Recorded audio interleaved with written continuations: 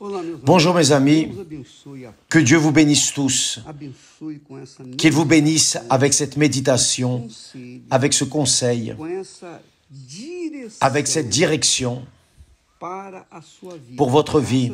Grâce à Dieu que le Saint-Esprit, lorsque Dieu nous a créés, il nous a donné son image et ressemblance, qui est sa conscience. Dieu nous a donné de sa conscience. Dieu connaît tout ce qui existe. Il connaît le bien, il connaît le mal. Comme il est juste, parfait, très saint, il est évident qu'il ne fait que le bien. Quand il a créé l'homme, avant de créer l'homme, il a créé toutes les choses. Il a créé la lumière, il a créé le ciel, la terre, les mers. Il a créé les plantes, les animaux. Il a tout créé avec perfection. Tout comme font les parents, lorsque l'enfant est dans le ventre, de la femme, lorsqu'elle est enceinte, immédiatement les parents, anciennement c'était ainsi, je ne sais pas comment c'est maintenant, mais anciennement c'était ainsi. On avait l'habitude de préparer le trousseau de l'enfant, la chambre. C'est exactement ce que Dieu a fait. Dieu, avant d'amener l'homme et la femme à l'existence, il a créé une situation parfaite pour eux. Il a créé le bon et le meilleur. Dieu a tout créé, le bon et le meilleur, tout parfait. Alors, quand il a fait l'homme et la femme, Dieu les a fait à son image, à l'image du Père. À l'image du Père. Quelle est cette image? Bien sûr que ce n'est pas Dieu est esprit. Comment pourrait-il mettre dans le corps physique son image?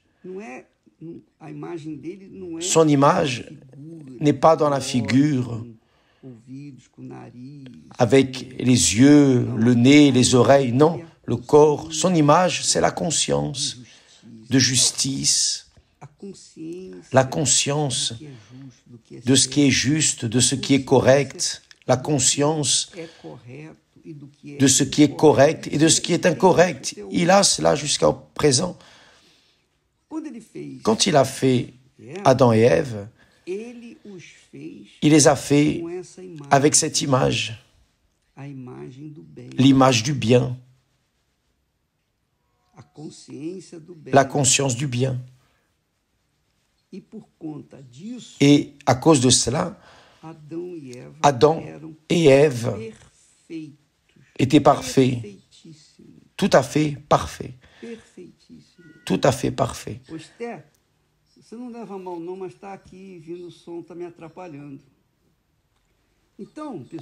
Alors, c'est ce que je voulais que vous compreniez. Dieu a créé tout parfait avant de créer l'être humain. L'être humain a été créé à son image et ressemblance. C'est-à-dire, la première œuvre de Dieu a été l'être humain, et l'être humain parfait. Si bien que Dieu les a fait aussi avec la même conscience, la conscience du bien, ce qui était correct, et la conscience de ce qui était erroné, du mal. Vous vérifiez, par exemple, que Dieu a dit à Adam, oh, j'ai mis tous les fruits, tous les arbres fruitiers dans le jardin. Ce que tu veux manger, tu peux manger à l'aise. Mais il y a cet arbre-là, qui est l'arbre qui produit le fruit interdit, cet arbre, tu n'y touches pas.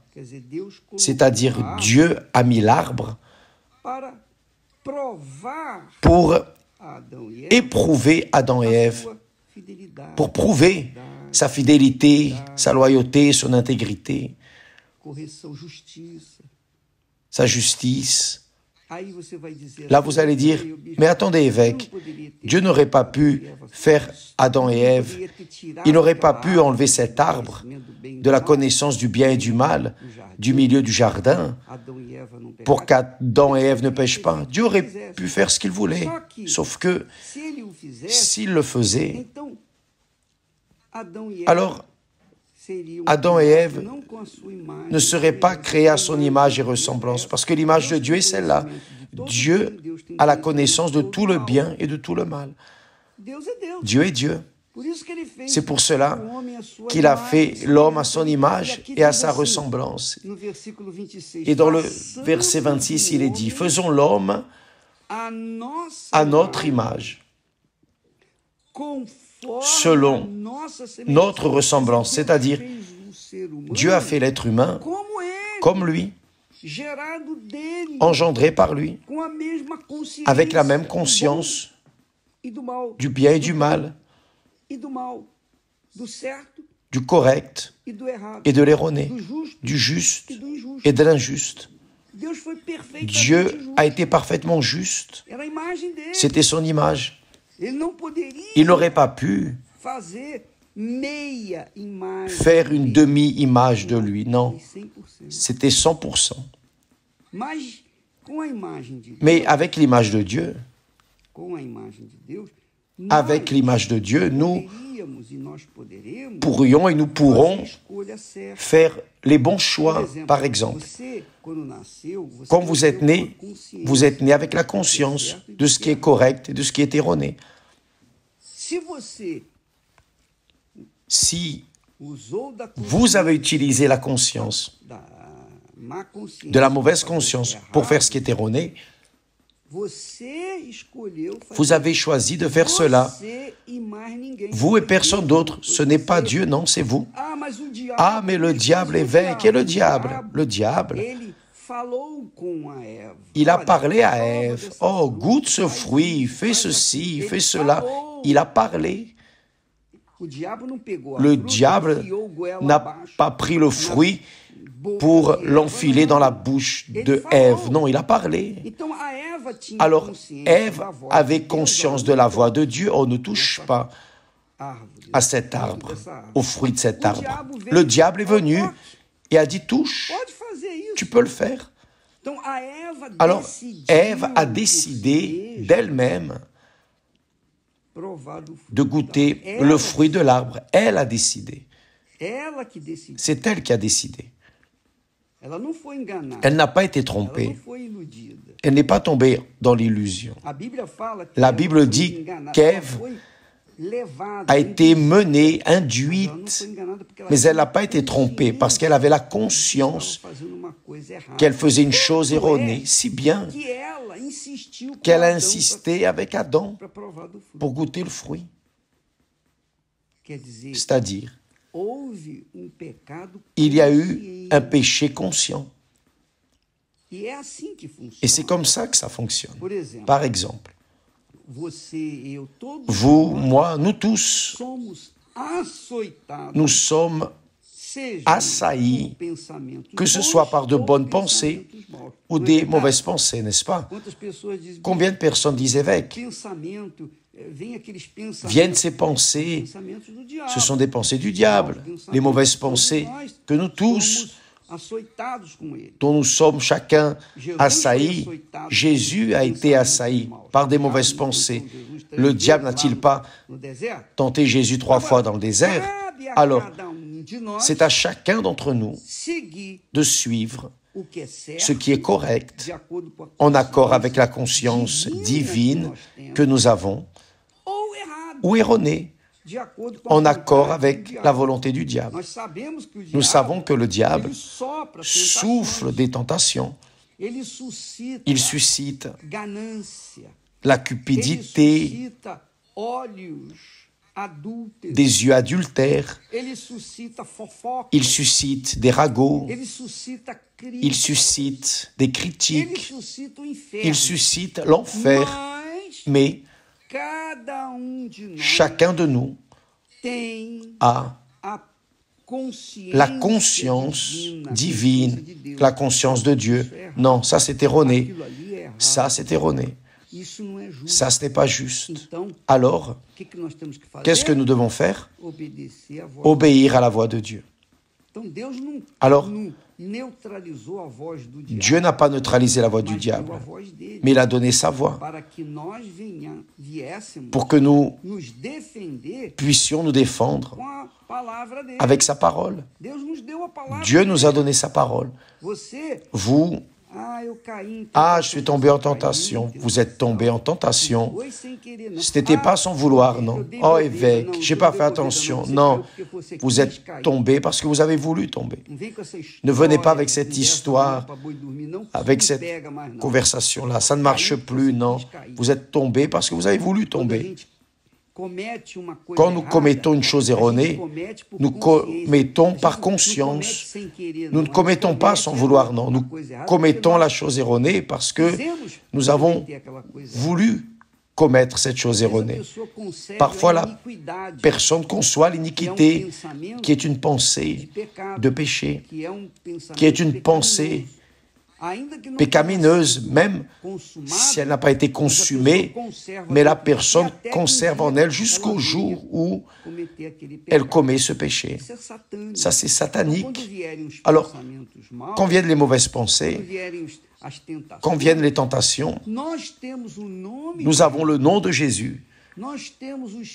Nous avons l'Esprit de Jésus. Nous avons la parole de Jésus. Tout cela pour nous défendre, pour que nous venions prévaloir. Alors Dieu a fait l'homme à son image et ressemblance. Au verset 27, il dit, Dieu créa l'homme à son image. Il le créa à l'image de Dieu. Il créa l'homme. 3 fois, la Bible dit à l'image de Dieu. En 2 versets, le verset 26 et 27, 3 fois, Dieu répète image de Dieu, image de Dieu, image de Dieu. Alors, le résultat de ma vie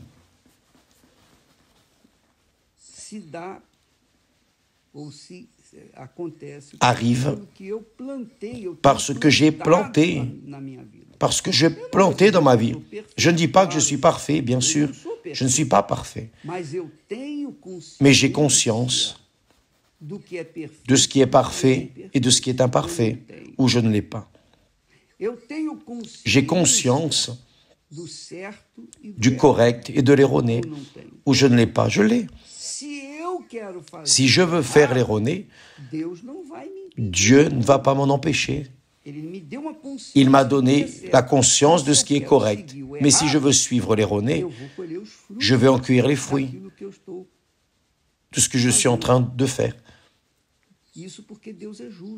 Tout cela parce que Dieu est juste, il me donne le droit de choisir. Il n'a pas créé un robot. Il n'a pas créé des robots pour faire la chose mécaniquement. Il a créé un être humain à son image, parce que lui aussi peut faire le mal. Mais comme il est Dieu, il est juste, il va faire le bien. Il ne va pas faire le mal. Et il nous a donné ce même droit. C'est l'image de Dieu. Et recevoir le baptême du Saint-Esprit, quand j'ai eu ma rencontre avec Dieu, quand je suis né de nouveau, très bien. Mais combien d'erreurs ai-je déjà commises? Beaucoup d'erreurs. Je les ai commises inconsciemment, voulant faire ce qui est correct, j'ai fait la chose erronée. Mais aussi, combien d'erreurs ai-je commises en sachant que je les commettais? Pourquoi? parce que j'étais infantile, parce que j'étais immature, parce que, enfin, j'ai manifesté mon humanité, enfin, mais j'avais le Saint-Esprit. J'avais et j'ai le Saint-Esprit. La conscience de Dieu.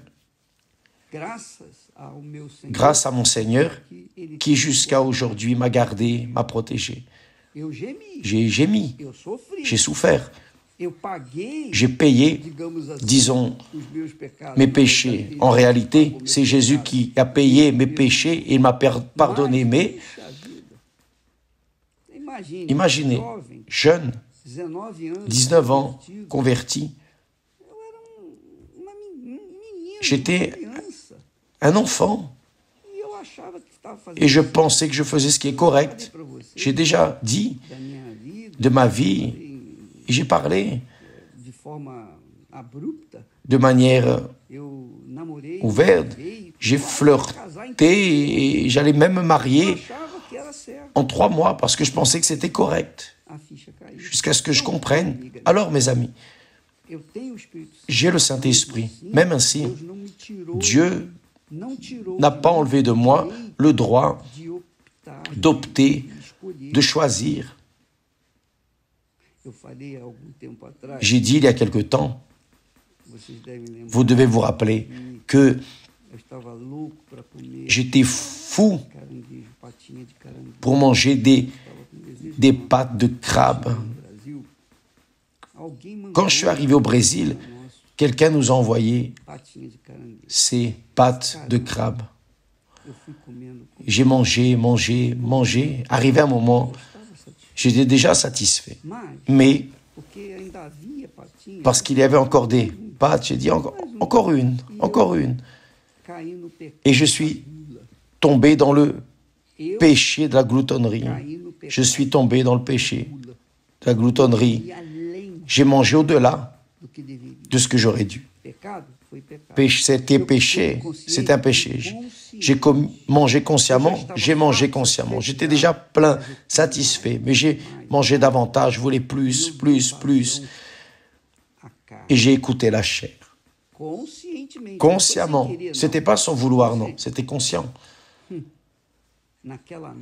Cette nuit-là, j'ai pas réussi à dormir tellement j'avais mal au ventre. Le jour suivant, j'étais chez le médecin. Au docteur, il est arrivé ça. J'ai souffert les conséquences. Et plus jamais je ferai ça. J'ai appris. Et j'avais le Saint-Esprit, mais je suis tombé parce que j'ai voulu tomber, parce que je voulais manger davantage. Alors, mes amis, c'est comme ça que ça marche. Dieu n'a pas fait de nous des robots. Dieu n'a pas de robots comme enfants. Il a des personnes, des êtres qui ont été créés à son image, qui ont la conscience, l'esprit, la conscience divine, pour savoir choisir ce qui est correct, faire ce qui est correct, marcher dans ce qui est correct. Le chemin de la justice. Vous avez compris? Demain, on parlera davantage. Sinon, on donne beaucoup de choses. Et après, vous avez une congestion cérébrale. Je vais donner juste un peu. Demain, on parlera plus à ce sujet. Parce que cela est fondamental. Votre vie dépend de cela. Ma vie dépend de cela. Nous avons d'un côté la voix du diable, de l'autre la voix de Dieu. Nous avons la conscience divine, que vous soyez croyant, incrédule, qui que vous soyez, catholique, spirit, évangélique, croyant en Dieu, ne croyant pas en Dieu, tout le monde a la conscience divine et sait discerner ce qui est correct et ce qui est erroné. Que Dieu vous bénisse et à demain au nom du Seigneur Jésus. Amen.